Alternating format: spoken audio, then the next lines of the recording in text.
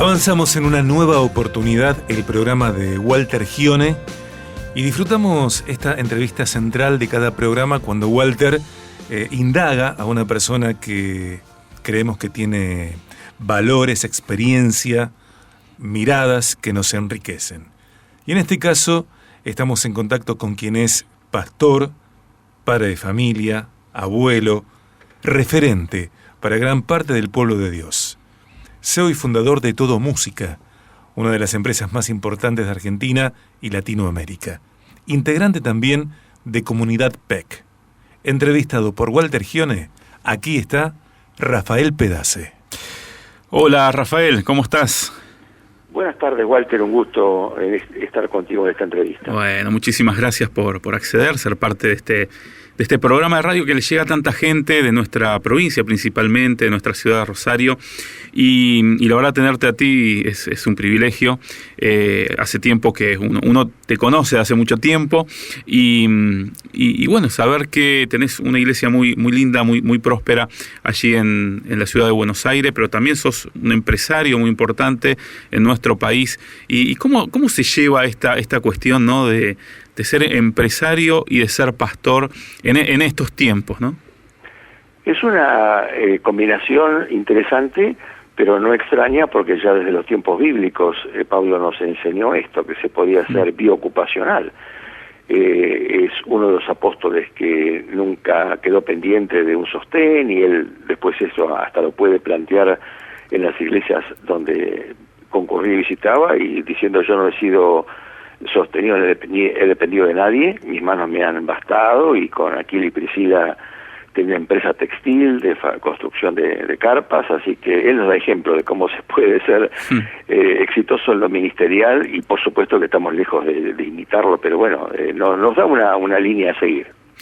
Rafael, ¿por qué nos cuesta tanto como cristianos a veces no solamente pensar en ser empresario, que es muy interesante ser un emprendedor, pero a veces nos cuesta ser buenos empleados, buena gente de confianza en el trabajo que uno desarrolla? ¿Por qué crees que le falta al cristiano a veces llevar esos valores también a su lugar de trabajo?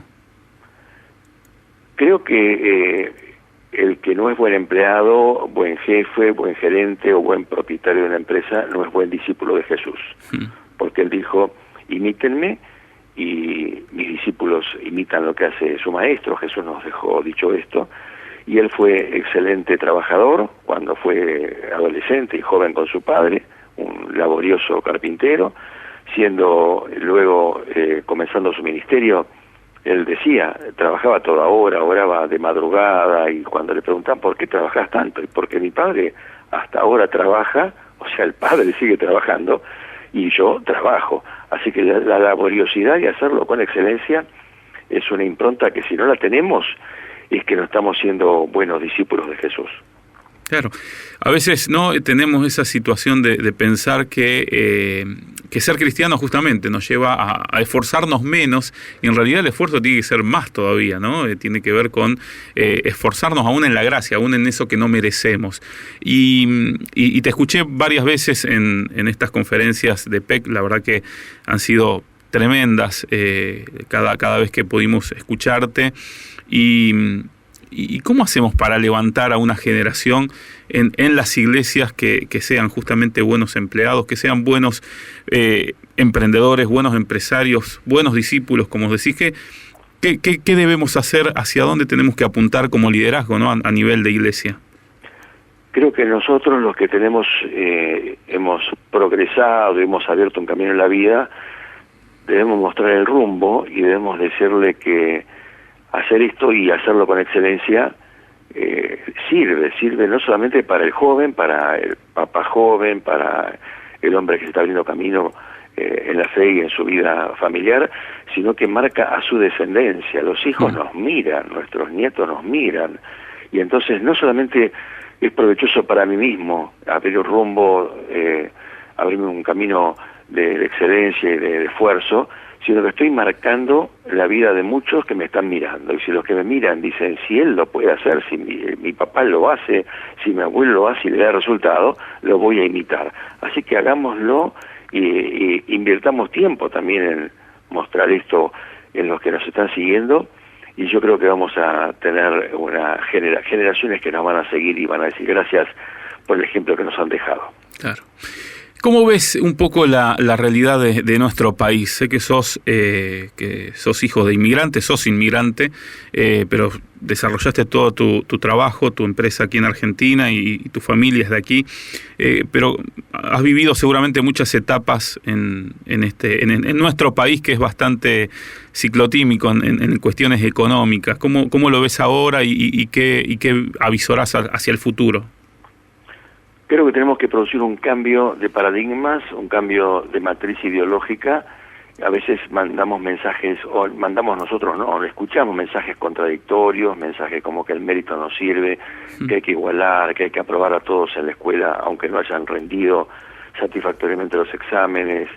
Yo no quisiera operarme de la vista, como de los ojos, como me operé hace 25 años, con alguien que se esté graduando en una facultad de medicina con estos criterios, ¿no? Yo cuando me operé de la vista hace 25 años busqué al mejor oftalmólogo que conocía en ese momento. Claro. Entonces creo que hay que revalorizar el mérito, el esfuerzo. El que saca 10 hay que premiarlo, y al que saca 4 no denostarlo ni humillarlo, pero decirle que se esfuerce, que progrese. No vamos a repartir la suma de un 10 más un 4 y que los dos saquen 7.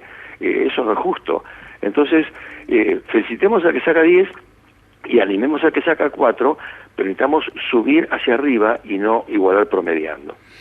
O sea, no hay que nivelar para abajo, o sea, la idea es que podamos nivelar para arriba, y eso, ¿crees que tiene una matriz ideológica, ¿no?, detrás? Sí, una matriz de pobrismo, una matriz de que todos merecemos una caricia, un gesto de buena voluntad, y no lo ayudamos al pobre ni al que no sacó buenas notas con este concepto. Lo estamos simplemente diciendo, está bien como estás, no te preocupes en cambiar, seguir así.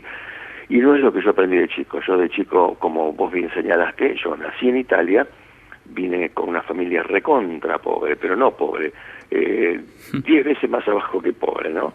Inmigramos acá y comencé, mi viejo, un hombre con pocas letras, un campesino de Italia, que laburando, trabajando en 2 empleos, esforzándose. Todo lo que vi mi padre fue trabajo, trabajo y trabajo, y me esforcé y me abrí camino, pero con necesidad, y eso realmente me generó una brecha y una dinámica que yo la quiero contagiar. Le quiero decir a mis hijos, a mis nietos y a los que me escuchen que esfuércense, porque nadie te va a abrir camino por vos tenés que hacerlo, y la gracia de Dios te ayuda.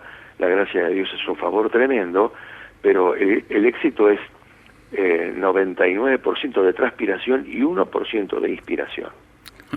Wow, tremendo. Así que, ¿crees que como país, ¿no?, como sociedad, tenemos una nueva oportunidad hacia adelante? O como muchos dicen, ¿no?, a veces las noticias malas de las que estamos escuchando todo el tiempo, no sé si noticias malas, sino que tienen que ver con un reflejo de la realidad que vivimos, que es bastante difícil, pero ¿crees que como país tenemos una nueva oportunidad hacia adelante? Yo creo que sí, y depende de nosotros. En lo personal, yo me hice ciudadano argentino, viajo con pasaporte argentino.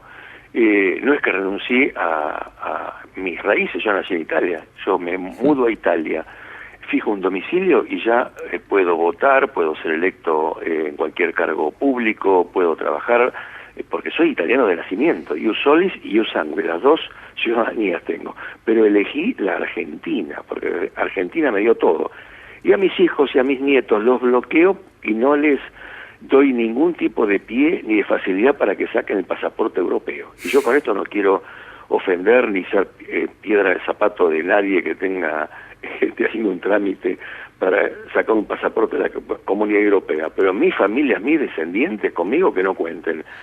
Somos argentinos y vamos a pelear por Argentina.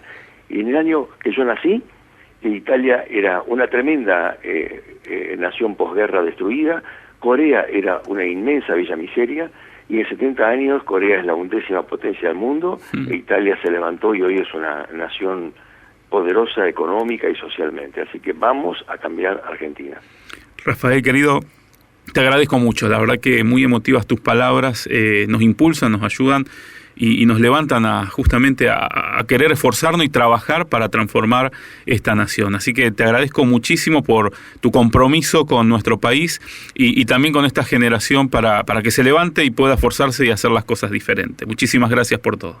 Gracias, Walter. Buenas noches para todos. Una nueva oportunidad.com.ar. En redes. @unoargentinaoc.